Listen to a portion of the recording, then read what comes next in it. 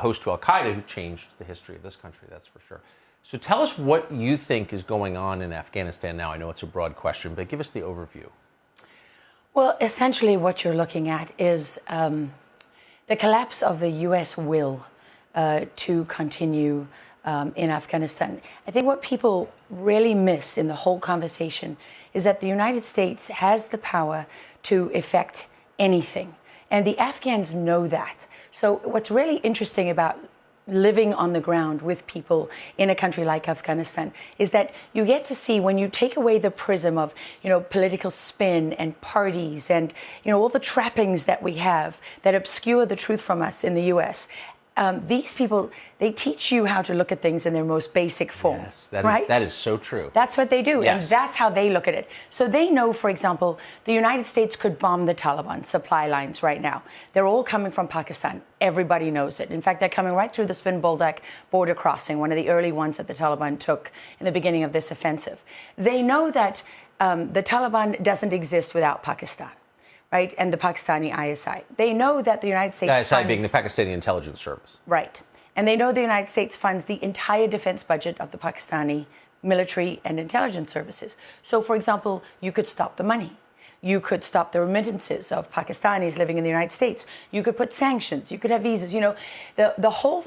Every time you try to address this issue, the immediate response for 20 years of this war has been, you're advocating for war in Pakistan. No, you're not. What they know is there are many things the United States could do right now to change what has happened and is happening in Afghanistan, and they're not doing it. Wait, can I just pause? I'm asking you a series of dumb questions. Why would the U.S. government be funding the Pakistani military and its intelligence services? Okay, so that's a fantastic question, and really is one for the U.S. government. But what I can tell you is that when we hear about the bureaucracy that is on Capitol Hill, which are the bureaucrats who survive from administration to administration, this has been their policy.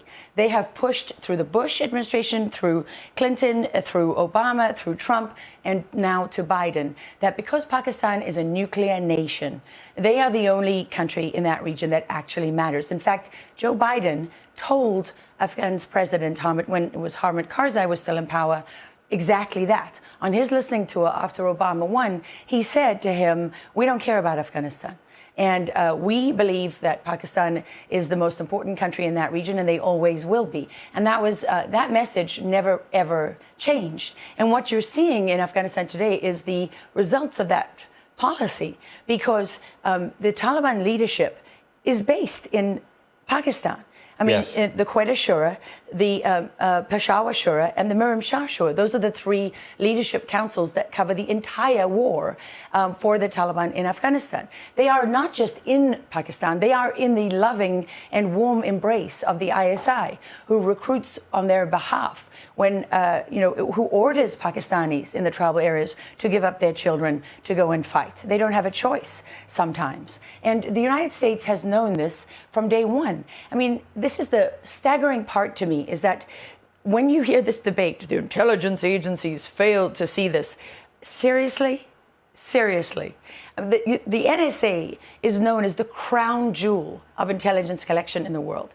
There isn't a digital signature in existence that they don't collect and store and analyze and have algorithms and everything else to sort through. The idea that they missed this, you know what it takes to do an invasion like this? You have to stage forces. You have to plan. You have to have meetings. You have to have, weapons that are moving in. I'm looking at our producers. Are you listening to this? I mean, you have to have deals. You're making... Keep going. I mean, it's so ridiculous. It's as ridiculous as believing that Ahmed Chalabi, some Iranian refugee in the U.S., persuaded the U.S. government to go to war. I mean, that's literally our narrative on the Iraq war. Yes. Seriously? I mean, we get so caught up in the weeds of this. What they want you to believe is that Afghanistan is complicated. Because if you complicate it, it's a tactic in information warfare called ambiguity increasing. So now we're all talking about the corruption and the this and the that, and there's all these complex parts. But at its heart, every single thing in the world, in your personal life, professionally, on the global stage, at its heart, it's very simple. It always comes down to one thing. One or two things. And in this case, in Afghanistan, this comes down to the fact that the United States wants this outcome. Whoever's in power right now, whoever's really pulling the strings, and I don't know that, they could do anything they want to change this, and they're not. And you see that on the southern border. You see that with critical race theory. You see that with the violations of big tech. You see it with, I mean, in 1,000 different ways, you see it all around you. And what you know from that. You're telling the truth right now. Yeah. I can just feel, I mean, you know, sometimes when you're listening to someone unveil an insight and you haven't tested it against anything, but you just know it's right, what you're saying is right. It's very simple. You know, you can have a marriage and, you know, be thinking, should I stay with my wife, should I leave her? It can be very complicated. But in the end, it'll come down to one critical, defining, major thing. And everything else flows from that. And that's exactly where we're at in Afghanistan.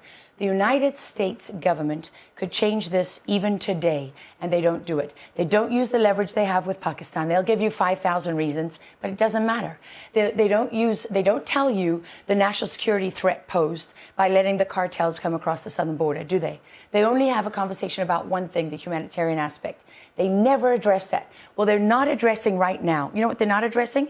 All of the Al-Qaeda and other Islamic terrorist literature and communications that they're picking up that are celebrating this as a massive defeat. They're not talking about why the Taliban are dismantling advanced U.S. military equipment and sending it back over the border to Pakistan. And worse, they're not stopping it.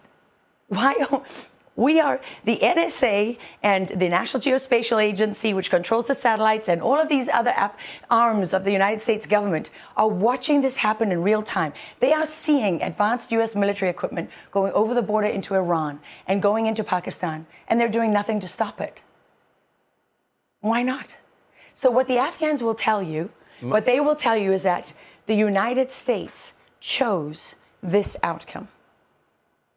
What you're saying is so obviously true that I'm ashamed that it wasn't obvious to me until you said it. But